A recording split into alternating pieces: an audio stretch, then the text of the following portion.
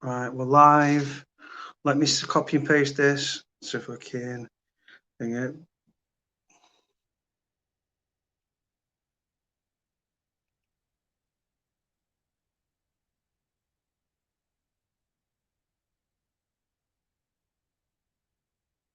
Right, we're trying again.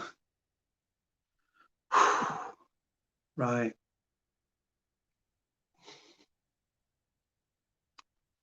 Dash my phone in a minute.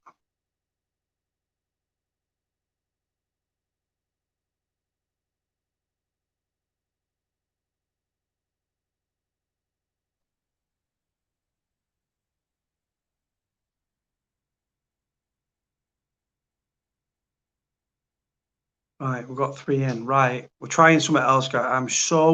I apologize to absolutely anybody that's watching this. And if you're watching back on like catch up, whatever, I apologize. We're having fucking mares, man. I've tried my other phone. Right, I'm hoping this works now. Brother, can you hear Can me? you hear me? Can you hear Oh, me? fucking hell, no. This piece of fucking shit, bro, is going to get dashed.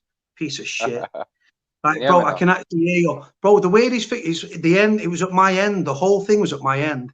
The picture quality is not as good on this camera. This is just a Samsung S8, this, or S9 or whatever. But yeah, so Mine's an this phone, S5. bro, this phone, bro, on a level, I think this is the S8. This is my paedophile hunting phone, this. But I use this one, right, because the camera's amazing. But brother, I'm having, honest to God, genuinely, I've never had so many problems. Like, I've never had one problem on a live ever. And that one was like, I've got an S8. It don't even work anymore. bro, I'm telling you, man, well, the screen on this, bro, was bashed up, man. Yeah, someone's Shaft's driving from Wales watching this. Brother, Shaft, don't crash, brother, for God's sake. Yeah, don't But drive. right, Watch it. we'll let a few people get in, brother. We're gonna start again. I'm picking up on your nerves because you was flying through everything, and I just No, want to I'm slow not actually nervous. Yeah, I was just flowing, man. I just was just getting talking through it. about. But the thing is, Yeah. what I want to do, I want people like when I'm asking you whereabouts in Nottingham, someone will be from Notts and be like, "Fucking hell, I went to that school and stuff like that." And it tries to just people want to know. If I watch something, bro, yeah, if I read the newspaper story about like say it's Charlie Bronson, right? I want a breakdown. I want to know what he's like because they'll talk about like, oh, what he watches this on TV or he does this or whatever. And I'm just nosy. I like to know these things, so that's Yeah, of why I course.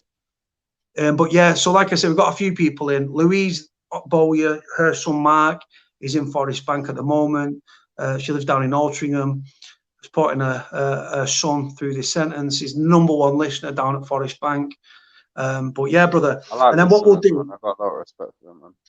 nah, bro. But like, do you bother with the comments thing, or you just rather focus on the screen? Oh, I've been looking at the comments as well. Yeah, Yeah, a man. few people asking about what IPP is and things like that. And Can you get rid of it and stuff like that? And yeah, do you know what, brother? You've experienced it, brother. I was padding up with a kid, Connell, in strange ways, and he was IPP'd off. And do you know what, brother? Seeing this kid jump through hoops, bro, for probation and the offender management unit, he had, listen to this, right? They stiffed him, bro. So he was very volatile, yeah, and he asked for an oral hearing. And do you know what they did, brother? They PayPal panelled him off and slid the rejection letter under his door, brother. that's what they do, mate. And he smashed the pad, and I was hugging the telly. I said, Connell, I said, you're not bashing the telly up, brother. It's my only fucking thing that kept me on my head on my shoulders apart from family. Let me see if I can get a Right, well, picture of brother, what I did in my. so what we'll do, right, guys? So we've started again. I apologise to everyone for the fuck up, and I'm very grateful for Andy for his patience because things have been not good from Sorry my about that. side. I I thought it was my fault, apologise. to be fair. It's completely this side. So this is Andy, guys. We're going to go into Andy's story, an incredible story. We're going to be talking his early life. We're going to talk care system. We're going to talk young offenders or YPs back then, juvenile, juvie. And then we're going to move on to prison, IPP, and then we're going to move on to the family courts. And this is a hell of a story. Interesting lad. I'm very grateful for his time. Andy, go on. Oh, where do you want me to start? I mean, I've So, already so spoke Andy, about. where was you born again? I was born in Nottingham. Whereabouts in Notts? Um, I grew up in Beachdale until I was about 11, and then my next door neighbour got killed, and basically he got stabbed in the neck like several times. My dad had him in his arms when he died. And we had to move. And we moved to like a little outskirts place in Nottingham called Cossall. It's right near IKEA between Eastwood and Kimberley. So you was born. So you had a sister who was I think you said a year and a half older than you. Yep. Yep. And then so this incident that happened. So it was the next door neighbour that got just stabbed in the neck.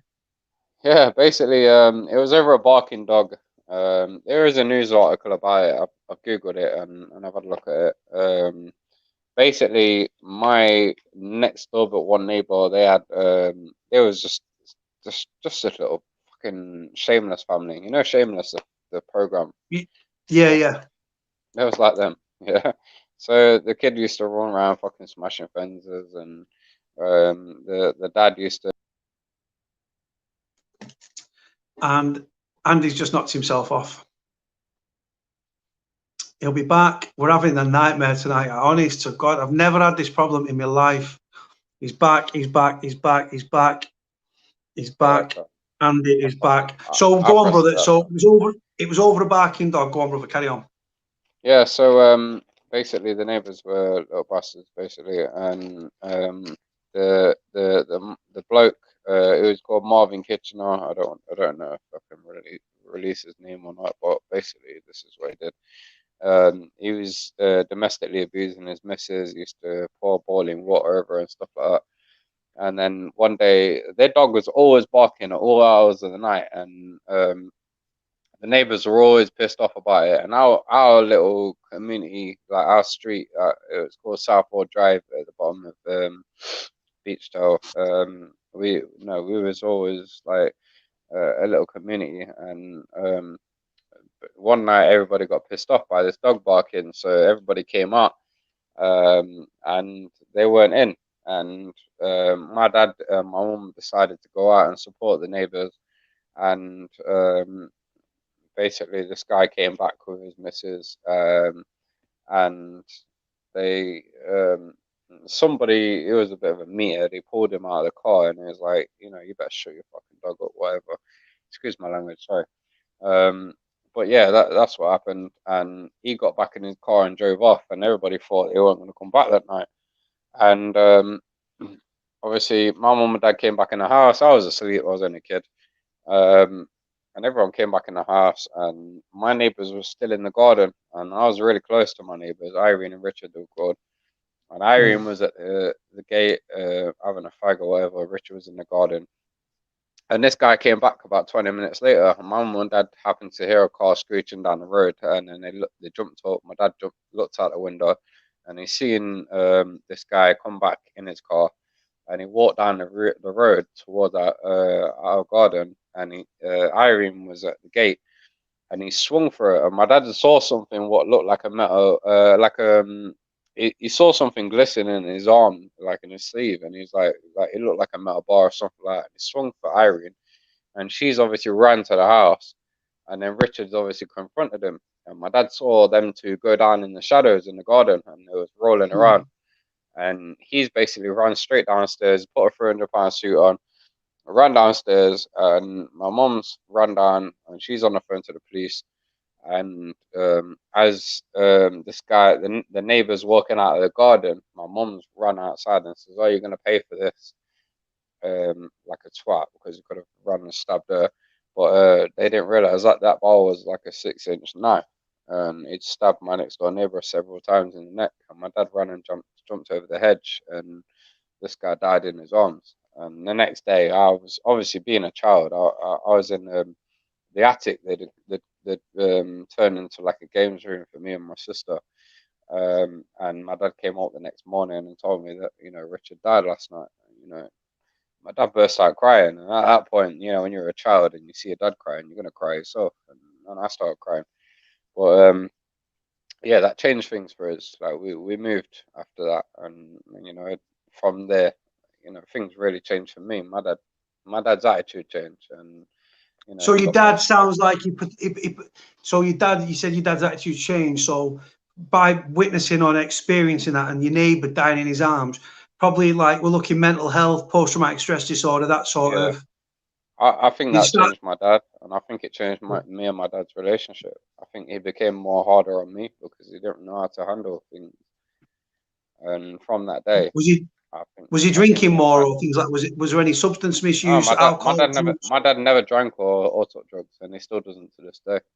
He's Yeah. always been very, very like a proper person. Like I say, when I went to prison on my IPP, he got a job as a PCSO, and he was doing that Mm. for 4 years, and he couldn't even tell me until the day I came out. He showed me his warrant card, and I reckon that was because of the way that he kind of felt not failed with me, but you know he did it in effect. He failed with me. You know he couldn't handle me, and he didn't know how to handle me. And I don't blame my dad for that. You know I blame myself because I was a fucking bastard, man.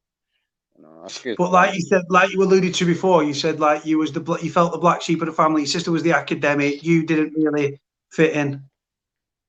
Yeah, no, I've never fitted into my family. No. I've always been a black sheep, mate. I've always had a lot of skills, and you know, I'm just like my dad in so many ways. Where my dad is so talented, like everything that he's done. Yeah, he's a dive master. He's been a policeman. Now he's got a floor laying business.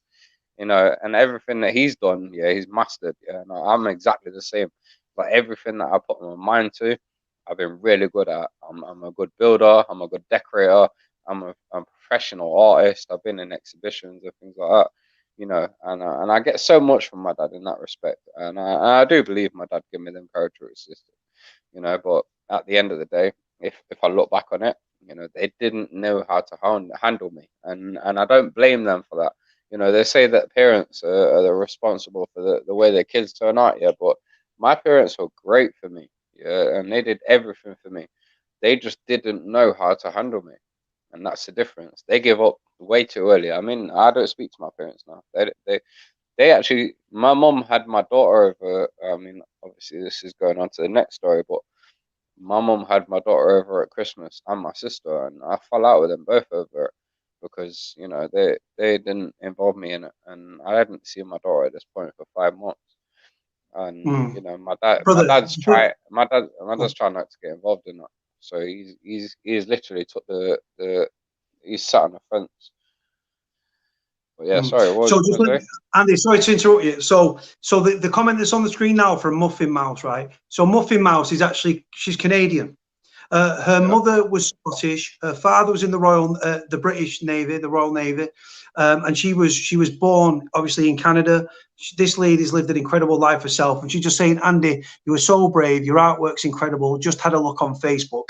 Um, thank you, we're gonna go in. thanks. We're gonna like I said, we're gonna go into like the care system in a second and everything like that.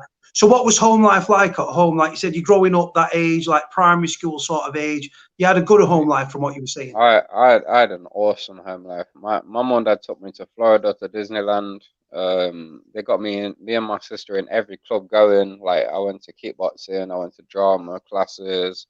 I did everything. You know, my mom and dad couldn't have possibly done anything better for me and my sister than they did. The only difference was that I was just off the rails. Yeah, I needed dealing with, and they think that I've got Asperger's syndrome, which is a form of autism. You know, and they, you know, if that is true, I've not been assessed for it, but there is a lot of characteristics that are similar to Asperger's that I've got. You know, they didn't know how to handle me, but my parents couldn't have been better parents than they actually were, and they did everything for me and my sister. You know, they tried. You know when like for me, it's like when with my daughter's brother. Yeah, when I raised my daughter's brother for 4 years as my own, and I took him out bowling and everywhere and cinema and all that sort of stuff, and I did everything that my parents did for me, and he didn't appreciate any of it. It was such a selfish kid, and I don't want to. I blame myself for that because I spoiled him too much. Yeah, but for me, when I was young and we used to go out bowling or cinema or anything like that, it was a really it was a rare treat. I don't know if you relate to that, but you know, it was a rare treat, and my parents used to do everything for us. You know, anything that you could possibly do back then, yeah, in the 90s, yeah, my parents did for us. We didn't have all the designer clothes and all that sort of shit, but you know, we had the time and the commitment that my dad my dad taught me all the capitals. Yeah, like at one point when I was younger, I knew all the capitals for all the countries and all the space, the planets and all that sort of stuff.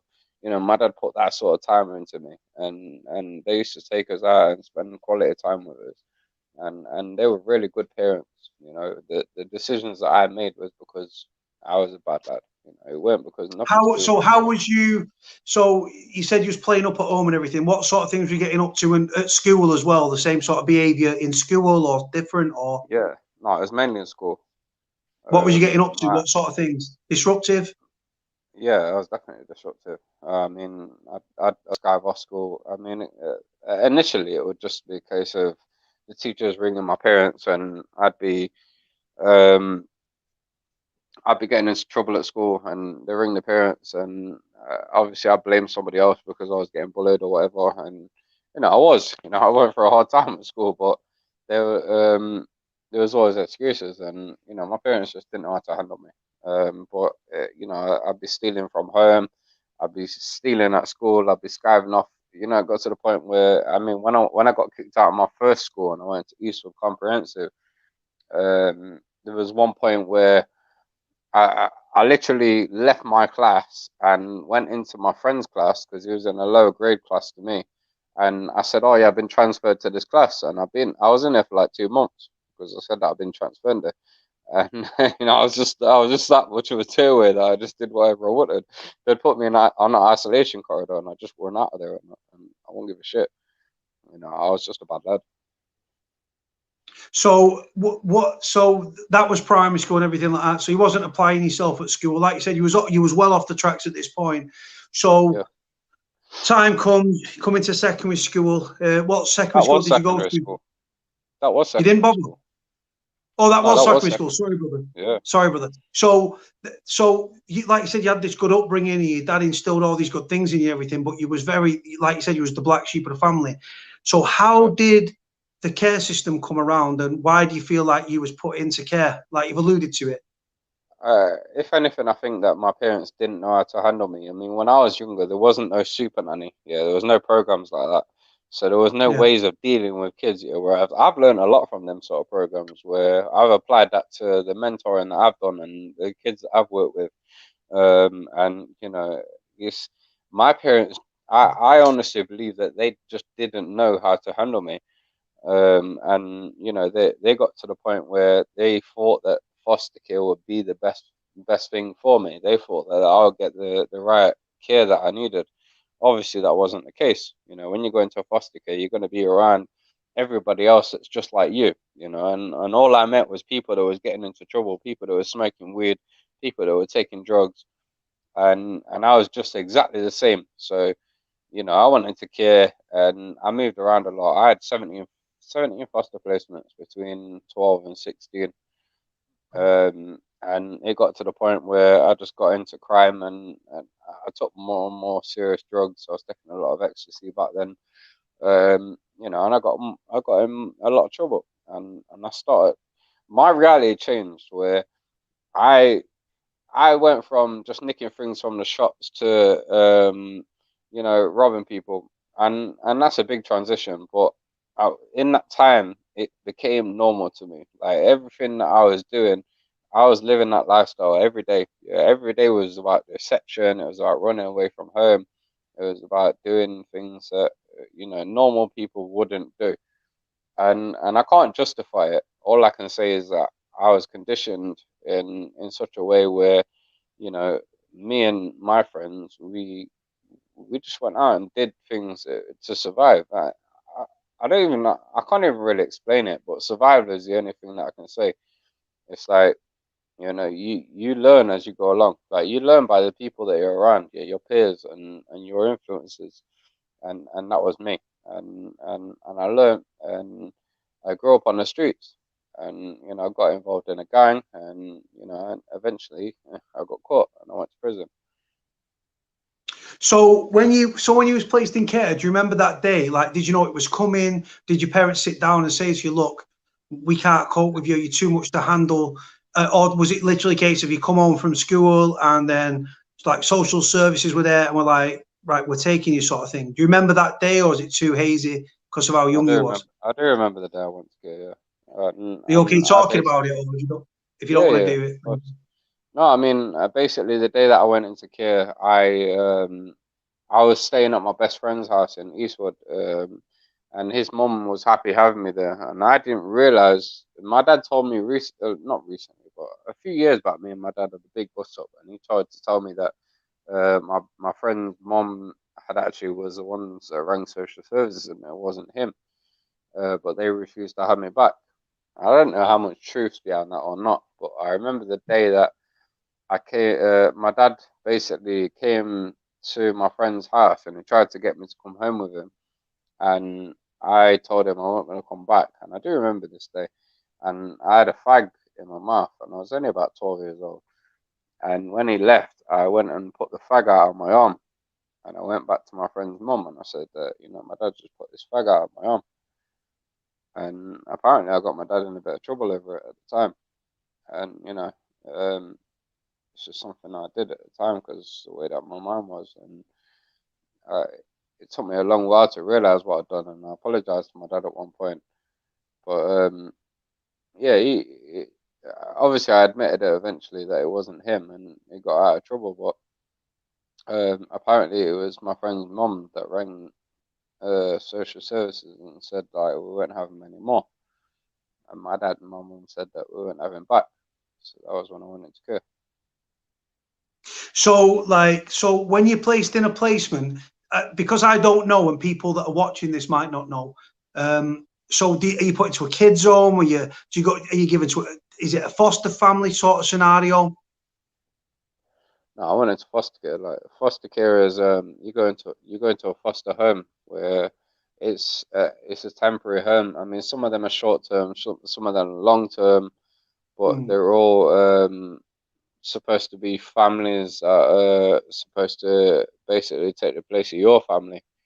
I mean, the short term ones, they're only literally short term. Like if your foster family goes on holiday for 2 weeks and they can't take you, then you get a short term carer.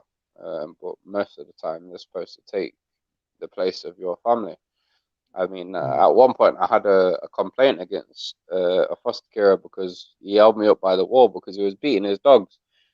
And I'd come back one night and he was on the phone to the emergency duty team, which was like the people that you deal with after hours if you want to speak to social services. And I shouted, "He's beating his dogs, blah, blah, blah." And he grabbed me up by the throat and he said, "I'll smash your face in."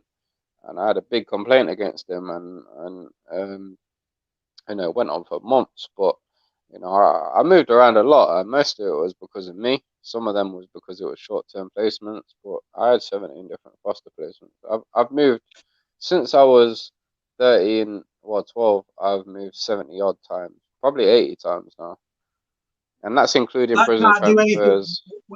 when you need that settlement though, and you pass from Yeah, pillar to post. It must be so unsettling. Your head must have been all over at this point.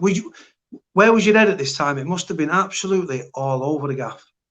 yeah, because I hated the world, mate, and I thought that everything was against me. But when I look back in hindsight, it was me that caused most of my problems. You know what I mean? Anger issues, But brother. Where was at your the anger time, levels? I mean, my anger was up through the roof, mate.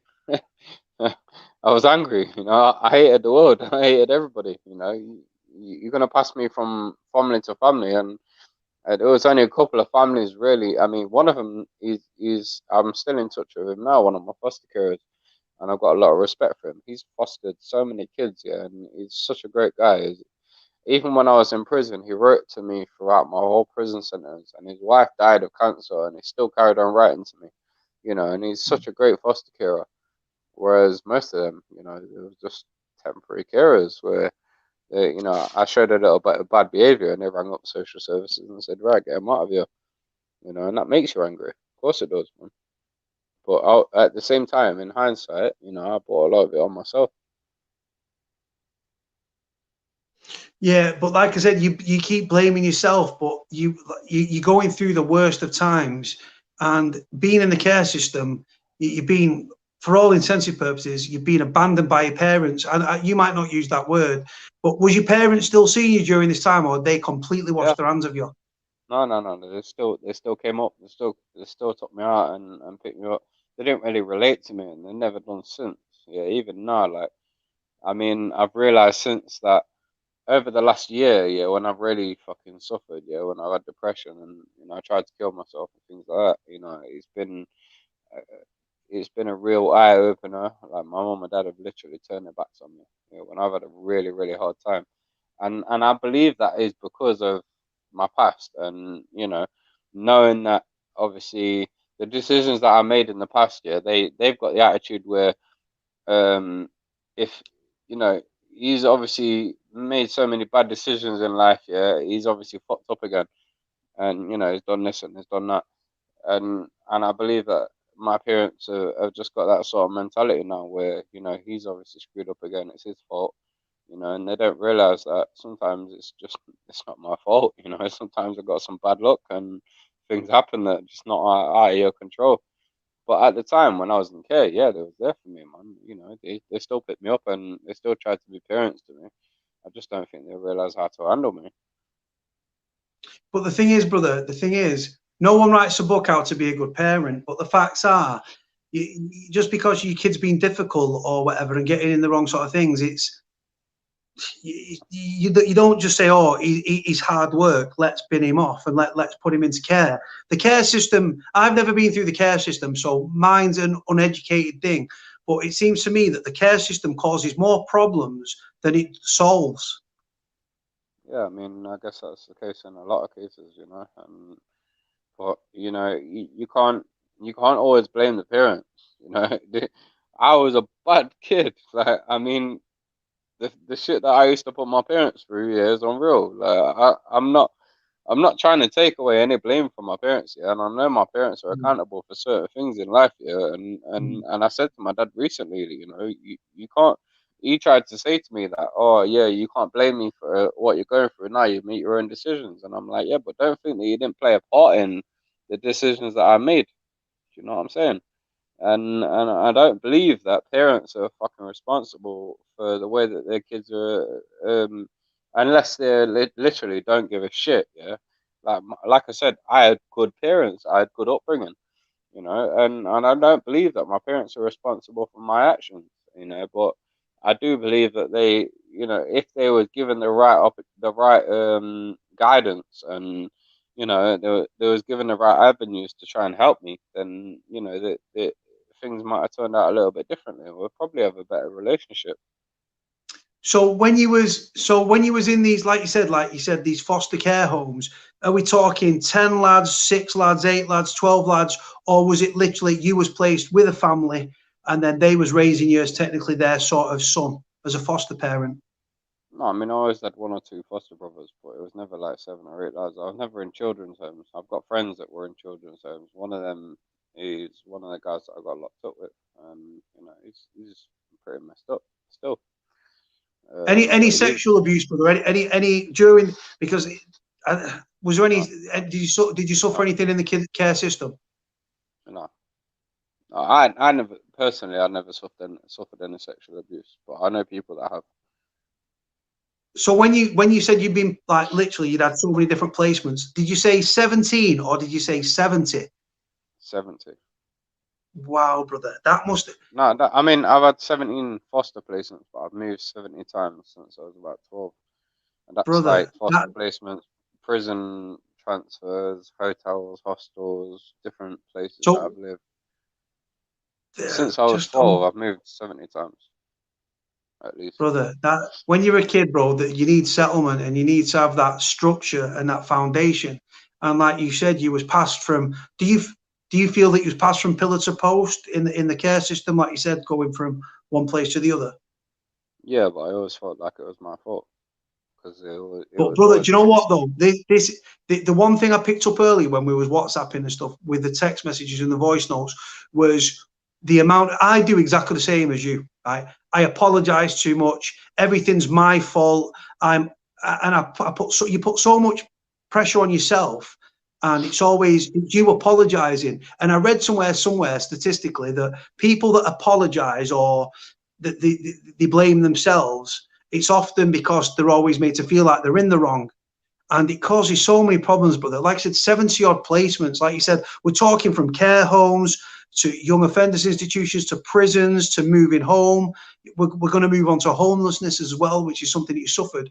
But so when you was in these, I've been homeless five or six times. brother, I take my hat off to, like, I've been homeless 3 times, like we said, but it's not about me, it's about you, brother. But when you're homeless, bro, you come to a point where you just think, you know what, the world is easier if I'm not here. And we're going to go on to those things. But in this care system, what sort of things were you getting up to? Like, when was your first arrest? When I was 12. 12 years old. And what was that for? Attempted burglary and burglary. I tried to burgle my next door neighbour's house, and I attempted to burgle the other next door neighbour's house. And you got to think, how my mum and dad felt with that. Yeah, it was in a nice area, and I smashed one of my next door neighbour's windows, and I went in the other house with the key that I knew that was under a rock, and I basically robbed some money that was in there. And I was 12 years old. On your own, or was you part of a crew, or on your own? No, I was on my own. And just that sort of, where did that desire, so just like you, just like, right, I'm just, like you said, you're stealing from home when you was at home. I was excluded from school at the time, and what my mum and was dad that had for? gone out to work because I was just a little shit.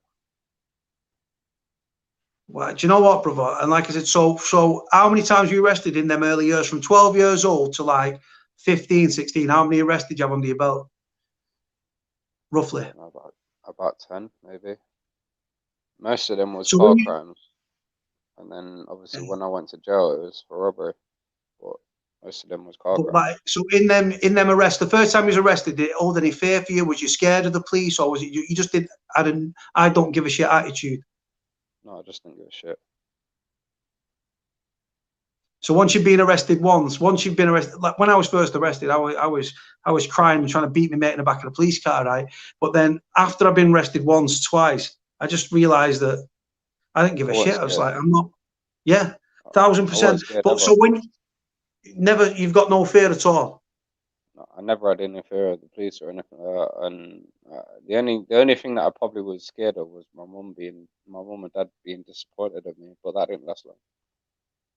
How mad's that, brother?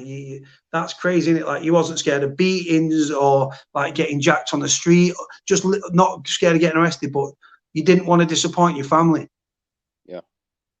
Wow, brother. Was that the same in the care system? You wanted to you was ashamed and you carried it heavy. When I was in the care system, it was like I didn't care because my mum and dad weren't there. So whatever happened, whatever trouble I got in, it didn't matter to me. Like, even if I got arrested, I didn't care what my foster carers thought because they weren't my parents. The only time that I ever really felt any shame was when my parents got involved in it. Wow, brother. So when you was in this care system and you was being passed from pillar to post, what was your shortest stay and what was your longest stay with like a family or something? Shortest and longest. My shortest stay was probably a week. My longest stay was probably about 10 months. 10 months. So you was literally, brother, passed from pillar to post, man. And then so in the week thing, you just straight away you've landed, you're in a placement. Did you feel comfortable there? Was it the crime? Was it just you was off the track? I think the one where I was there for a week was when I literally got there and I didn't like the carers and I just literally ran away from home, took some drugs, and my friend who was like 40 years old and I was about 13 years old and he used to sit there and talk to me. He basically brought me back there, and then I got a shower, got my stuff, and I ran away again. And that was it. I was moved out of there after about a week. So when did you first take drugs, brother? What age? It sounds like you was very young. I was 12 when I started smoking weed, or 13. And then when I was about 14, I started taking pills. Like, back when pills were really good. Pills are shit, man. But yeah, no, I mean, I just got involved in drugs then, and it was only really ecstasy and weed that I was taking. I didn't really take anything else at that point. And what sort of crimes, while she was in the care system, what sort of Like you said, it doesn't sound like an happy time. Did you have any? And it's going to sound really weird, brother, but did you have any good times whilst you was in care? Yeah, I mean, good times. You could say good times, but really, I mean, I got in trouble when I was having my good times as well. So there was a time when I went to a temporary foster placement, and he took me to Skegness for a couple of weeks, and you know, we had a caravan, and you know, we used to go out, me and my foster brother, and we'd get pissed, and we'd have a good time, and but then, you know, I started on a bouncer, and I got kicked down the stairs, so. For me, that was a good time, but it was just, you know, we had a good time. You know, I enjoyed that time, and I've got good memories from it. But at the same time, if you look back on it, you know, I got kicked down a fucking staircase by a bouncer, and at 14 years old, 15 years old. And he's talking a fully blown broke. Yeah, he kicked me in the chest, like, kicked me down the stairs. But that's because, you know, I was trying to start on him with a knife. I was a Brother, bastard. honest to God, my heart, like, wow, like, just, it must have, I can't even, it sounds, so when you was passed from pillar to post, it must have been hard to make friends as well, though.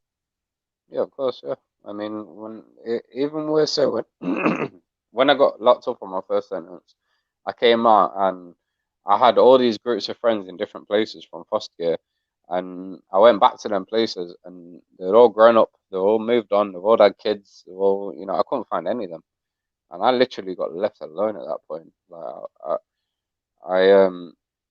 yeah, I literally, it felt like I was alone at that point, and that was really hard for me, but. I think that was where I realized, you know, just when you get to say you get moved from pillar to post. When I actually came out of prison and I tried to find the people that I was friends with before, and so many of them had grown up and moved on and things like that, and I couldn't find any of them. And that's when it really hit home. I was on my own. So with this care system, and you're going through, like you said, it was a cycle of crime, drugs, pass from pillar to post, trouble with the police, and all these things. So how did it progress? Like, what sort of crimes were you committing in that time? Like you said, you've alluded to street robberies, and was you carrying blades on your weapons, things like that? Eventually, yeah. Like that, when I did the street robberies, that's when I was always carrying a knife, and I thought I was a On gangster. your own as a lone wolf, or was you part of a pack? Was you part of a There gang? was five. Because I know you said There was five. There was five of us that got arrested. We was on the newspaper and everything. There was five of us, but and initially it was always car crimes. Like we used to nick cars and take cars and just drive them, and you know that was the main thing. Or we'd just take things to get money. Like it was just little crimes. But then when we got into robberies, I was like serious, man, and that's why I say I so. deserve what I got. You know, we was Sorry, robbing brother, I students. interrupted. Yeah, go on. No, I'm just saying, like this is honestly. I I was on a newspaper, man. We used to rob students, and you know, I was doing knife point robberies, and you know, I deserve whatever I got. You know, and karma's still getting me now. That's what I believe. You know, you say that we're too hard on ourselves here, but I believe karma's still getting me because I did a lot of bad stuff, man. I put a lot of people into fear. You know, and the attitude that I had back then, you know, I did a lot of bad shit, and you know. The things that I did, man, you know, you look back on it now as an adult and as a changed person, you think, fucking hell, man, like, how could you possibly do that to somebody? I know what it's like to be robbed. I've been robbed myself, and I know what fear it instills into you. I've been robbed at gunpoint. I've been robbed at knife point. Yeah, and I know how it feels. Yeah, and I used to do that to people, and I deserve whatever I got. So when you was with a it said so you was doing, like you said, twat, taking without the owner's consent, car theft, things like that, and the so who was you holding up? Just straight members? Was you targeting individuals, girls, guys, gangs, just No, with the cars, anyone? we were just taking cars that you could take off the street. Just boosting cars. But then with the Yeah, street robberies, like how many robberies would you say you committed in them early years I, and stuff? I got sentenced to 26 robberies, and it was all students. We never robbed a woman. We never robbed an old person. We always, I say we had morals, yeah. Like I always say, like we had morals, even though we was a cunt, yeah. Like excuse my language, even though we was bastards, yeah. Like we had morals. and we would never rob an old person. We'd never rob a woman or anyone that couldn't stick up for themselves. And I know that doesn't So, justify it, but you know, it was always people that could, you know, that could handle themselves. And you know, we did a lot of robberies back then. yeah, do I you know think, what? That's an interesting thing what you're saying there about, see, the people, a lot of people think that people that commit crime, we've got no morals, we've got no like, our moral compass is screwed. But like you said, wouldn't rob women, wouldn't rob people in wheelchairs, wouldn't rob like single mums, wouldn't rob old people. So you're just targeting like fighting, what I call fighting age males, like guys that could look after themselves. we It always needs said be. we'd only rob one of us. Like we'd rob dealers or would rob people like us. That's what that I know that doesn't justify it at all. But that's all what we always used to say. We'd only rob one of us. Yeah, someone that could stand up for themselves. Wow, And brother. I that So go on. No, go on. no, sorry, bro. Yeah. So I'm going to say, so at what age did it start to get serious where you was looking at, like you got to that age where you started to get, you were still doing what you was doing. You was well off the tracks. You're just in this criminal fraternity with these people on and off. So when did it come to the point where you was like looking at down the barrel of a prison sentence as a juvenile? I remember that day. I basically um we'd I'd been to a place called Beeston in Nottingham, and I I ran up to this Chinese guy and I tried to rob him, and he basically pushed me and ran off. And I was scared because he'd seen my face and he'd run off, and um, for some reason I thought he was gonna like I was gonna get done for it, and I basically like went home and kicked my door off, and then sold all my stuff in my house, and I tried to move to another foster placement. I was only like 15 at the time, and you know I was scared. I ran away basically to a place called Workshop, and I said to my foster brother at the time, I'm gonna get done for robbery, man. Like this is what happened. And the guys that I'd been doing the robberies with, we I left them, and basically I moved to Workshop, and I ended up getting kicked out of that house because I was a little twat. And we all kind of got put back together in foster care in different placements, but we all kind of got drawn back together in the same placements. And then obviously we carried on because we got back put back together, and then obviously then we got caught and we got arrested and sent down. So with it, so with this kid, so this Asian guy, this Chinese guy, you said, and then so you've ended up being charged with it. The identity parade, or they just knew it was you, No, or no, what? no. At the time, I just thought I was gonna get done by it, and I left. And it turns out that I ended up did actually get a sentence for that. But yeah, no. When I actually tried to rob that Chinese guy, I left. Yeah, trying to get away from the whole situation because I didn't want to get involved in it anymore. But then all the guys that I was with, we all got brought back together in foster care. Um, so you And want that yeah, after that Chinese incident? It sounds like because your face, he clocked your face, it almost scared you straight. But then, like you yeah, said, you wanted to get away from that life. You've ended up all the lads of all your gang have come back together, and then yeah, you've just fallen back into that same trap of crime, street exactly. robberies, hustle. Yeah, Wow, and brother. then So what was obviously, the situation? Go on, go on. no, go on, Karen. So What was what you was gonna the say? situation where you first ended up going into young offenders? How did it come about? What was the charge? How did you get caught? What was the circumstances? All that stuff. Well, when we all got back put back together, we started doing it again, and you know, we basically went out on a crime spree and did a couple of robberies, and then the police came and they got us all five of us. You know, basically two of the guys went not guilty. They grassed us up. They tried to say that we forced them into robberies, stuff like that. There was three of us that went no comment. Um, we all got 3.5 years, and I got another 6 months for that Chinese guy, the Asian guy. And the other two guys got 4 years and 5.5. And basically, like, we did our sentence. I don't speak So to where? two of them So anymore. just Andy. So at this point, so where? So what age was you here on this sentence here, where 16, you go into prison for 16? 16. So where was this dealt with? Nottingham. Yeah, Nottingham Crown Court. So from where's the Young Offenders Institute from Nottingham that you guys were sent to? I went to Stoke Heath, and then I went to Warrington, then I went to Glenparva, and then I did the tour. I was in like 12 different So prisons. did the boys that you would go down with, was they all sent? You all went to where do you say on that first one? Stoke Heath. Yeah, no, 3 of us went there. One of them got shipped out somewhere else. One of them went somewhere else. The two guys that grassed us up, and I say grassed us up lightly. Yeah, I don't hold it against them. The mad thing is, I met on my second sentence. I met the one of the guys that grassed us up. I met him on the day of my parole board on my IPP, and I had a choice between, like, if you brought up on the street, yeah, and you know, like, the code and that, and you know, like, if somebody grasses you up, yeah, you know, you got a problem with them. I met him on the day of my parole board, and I had a choice between, I'm gonna have a deal with it now. I mean, this guy, when we was in court, I smacked him up in court because he grassed us up, yeah, and the judge refused to have us in the courtroom. But years later, I met him on my second sentence and on my parole board day, and I had a choice between, I can either go for my parole or I can smack this guy up. And I was like, I'm gonna leave it, and I shook his hand.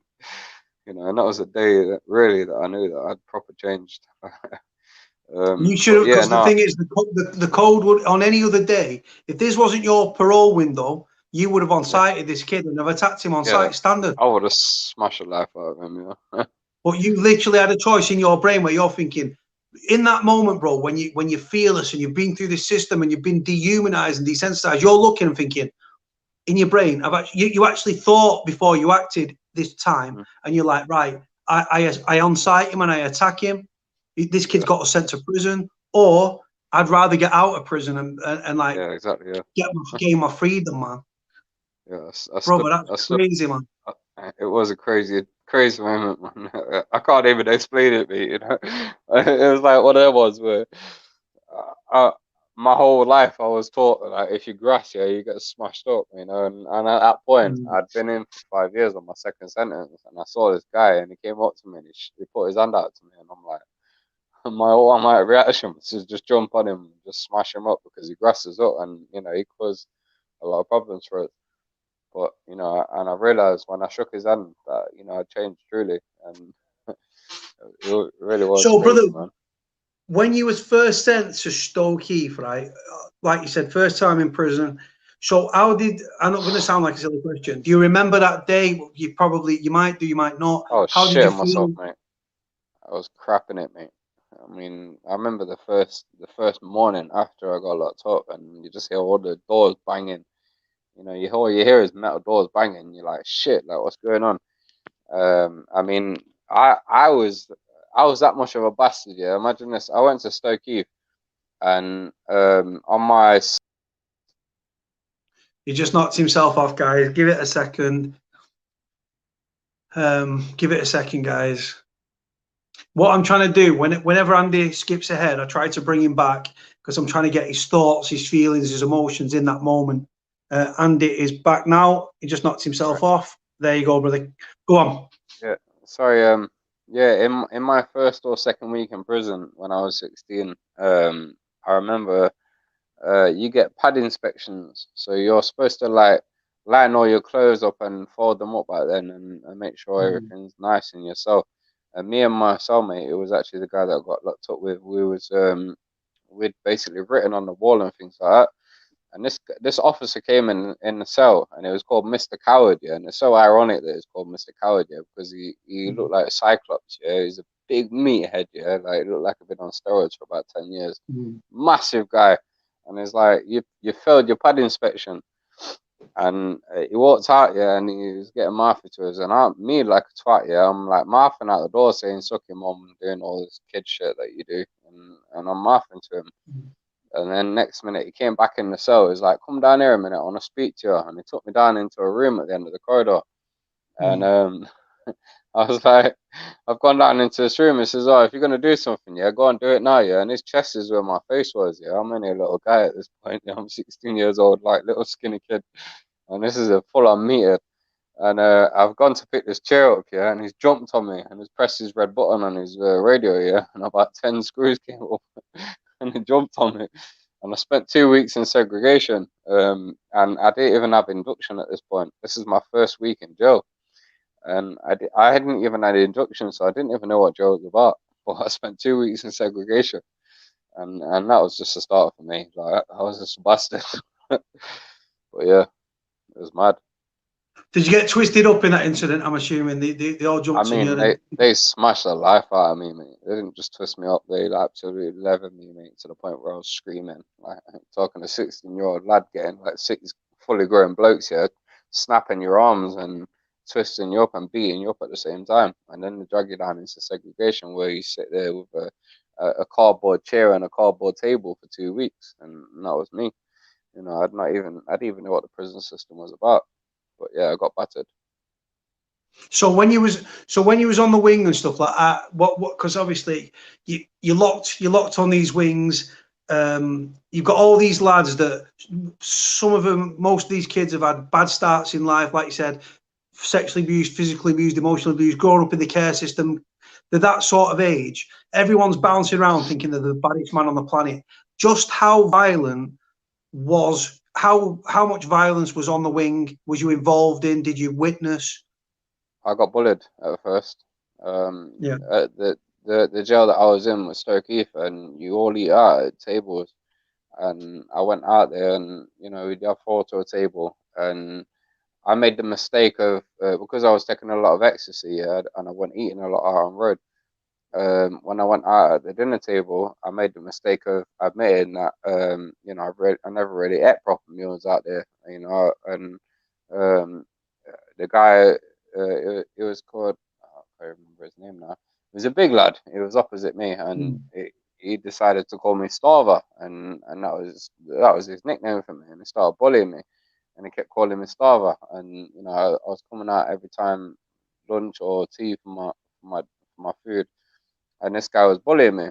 And you know, in the end, I got my dinner tray and I smacked it off his head, and I jumped on him, and I got twisted up again. And that was the first time I realised I need to stick up for myself in jail. And it went from there. After that, anyone that said anything to me, I just jump on them and smash their face in. And literally, you just get conditioned like that. Like in juveniles, you if someone says something to you that's disrespectful, you got to fight.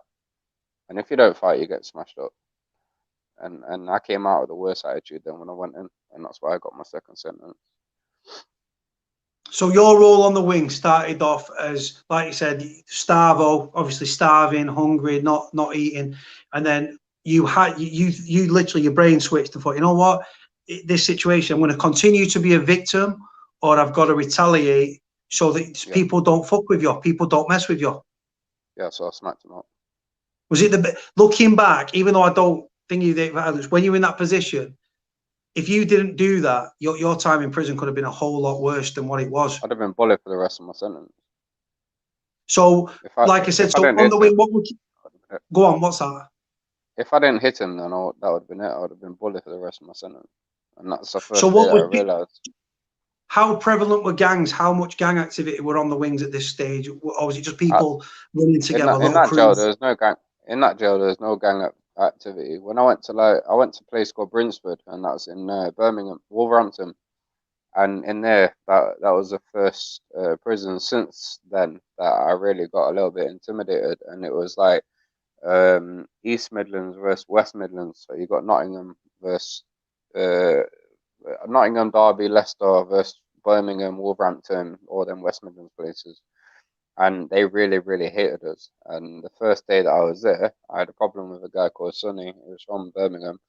And, you know, I realized that I was going to have to deal with it. And I ran straight out on the first day that I was let out and I smacked his face in. And I had about 6 people jump on me, just smash the life out of me. And the officers just stood there laughing. And that's what it was like. That was really gang sort of stuff. Like it was like areas against each other. And then when went up to Yorkshire, it's the same again. A lot of Yorkshire jails you go to, and they Did hate you go people from Weatherby? down Did you south. go Weatherby? I went to Morelands, I went to Doncaster, I went to Linden, I went to loads of places up there. I didn't go to Weatherby. That's more Manchester, I think. So when you was in prison, you literally was dragged into the right. You're from Nottingham. You've got to back us because we're Yeah, beefing with them. They're yeah, beefing with us, and them two are all beefing. So it was just so people are beefing because they're from different areas. It's as simple as yeah, that. yeah. Exactly, yeah. I mean, I was lucky enough to not go down south. Like, I mean, there was a lot of London lads that came up to Nottingham or up to Leicester jails and that. And as soon as they heard they're from London, that it was automatically on between them because they're from London. And, you know, and I felt for I feel for the London guys that go up north. But if you go down south to London jails, then you're going to be in the same situation because, I mean, the gang work that I do in London now, it's like, you know, if you're from a different postcode, you're getting rushed or you're getting stabbed, you know, and it's the same in jails.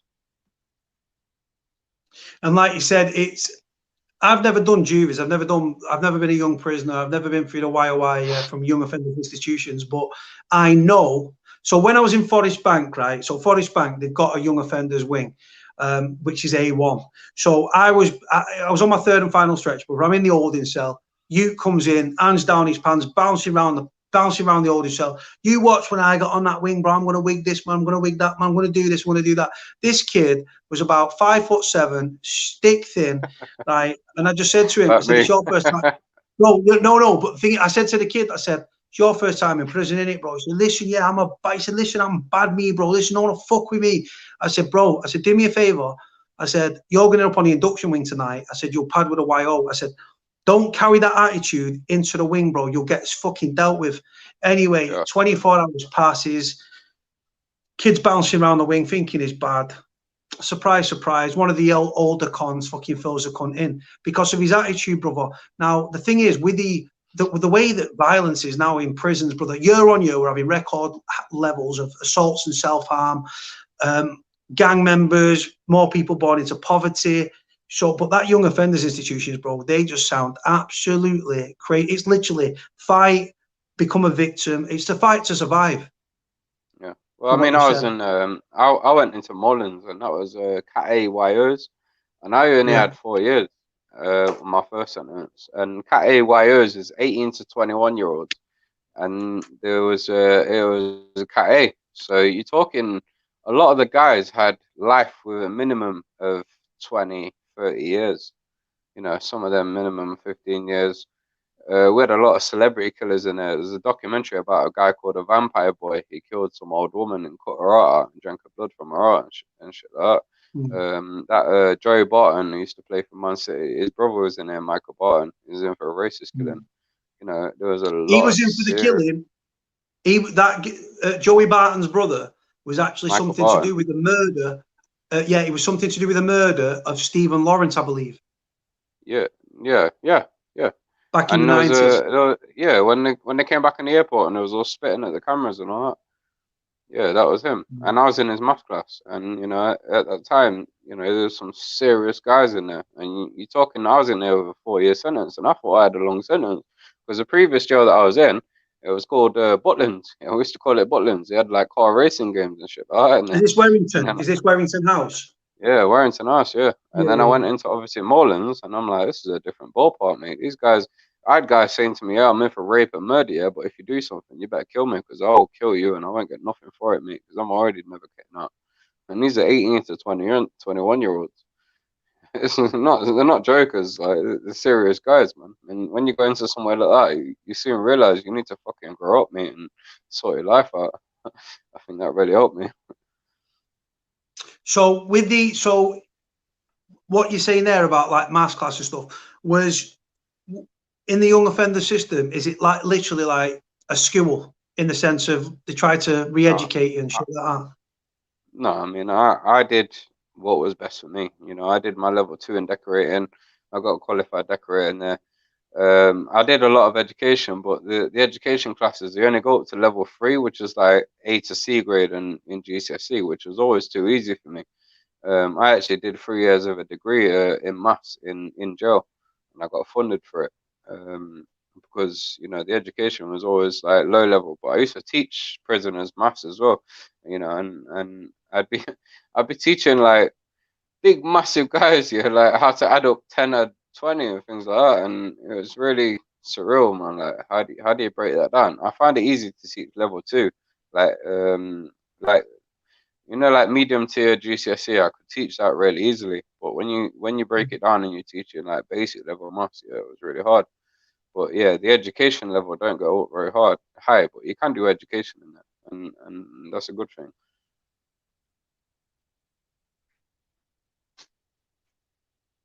Hold on, right. Someone just right. Sorry for being rude there. So I've just the guy that runs my paedophile hunting team has just hit me up, and he said there might be a sting tonight. But stay on the line. I'm just going to drop him a quick voice note to let him know what I'm actually doing. They might need security up there, and he's not. I was with him yesterday. Yeah, no Yeah, problem. listen, bro. All I need is a lift. If you've got me a lift, bro, I'll come out, no problem. I'm just currently on the middle of a live on YouTube, so sorry that I can't answer, Dave.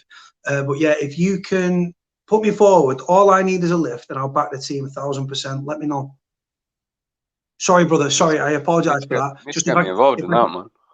bro, bro, I can listen. I can link you, bro, on that. Trust me. He's As long just as it's so done he's this way, literally. anyway. He's WhatsApp me. He's literally messaged me on Facebook. He's just tried to ring me. So he's trying to get hold of me. And if they need someone to back him, bro, I'll back him. I don't think he's going out. Yeah, But if they need a 100%. body, I'll obviously jump on. Anyway, so going back to the story. So with this whole thing, like, so what were people beefing for? Apart from like you've got your rivals and like I said, you've got your postcode gangs, you've got your rival area. The strange thing is, what's mad about prison is, so when I was in Strangeways, for example, the Scousers would run with the Scousers, the Manx would run with the Manx. You'd speak to other people from other areas, but like the Asian crew, the Asians would run with the Asians. Like Yeah. it was That's that how it sort of is, though. mentality. But the weird thing was, like, if you was beefing with, say, when you was in Stoke Heath, you was beefing with who? With the Midlands, like Birmingham, Wolverhampton, all that. No, that's when I went to Brinsford. That's Brinsford. West So, Midlands job. but the weird thing was, if you guys went to like Aylesbury or Feltham Young Offenders, which is ruthless, you Yeah. guys would have actually probably teamed up with a Midland crew because it's the Yeah, yeah, Midlands yeah. We'll versus be the rest against of it. It's London. mad, isn't it? Yeah.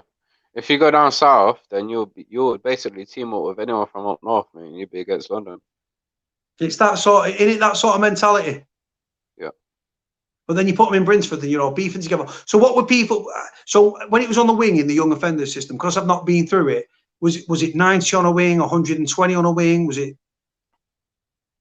Yeah, I mean, depends on the jail. I mean, I was ruthless, mate.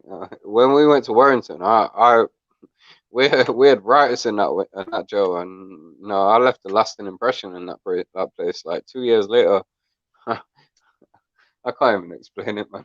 But basically, I left an impression. Um, it took me a while to grow up, man. It's just crazy, man.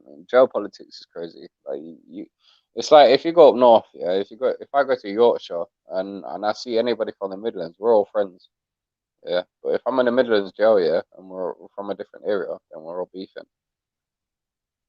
Yeah, honest to God, brother, it's absolutely mad.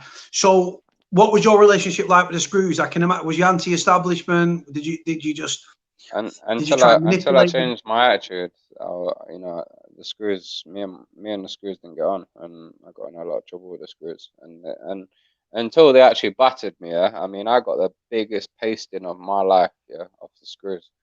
When I was in Swinford, like I say, there was a lot of area wars going off in these sort of prisons, and I went to Swinford. There was on my wing. There was three of us from Nottingham. The rest was Stoke. Hmm. And I basically punched up a guy from Stoke. This is the day. This is the moment that I changed.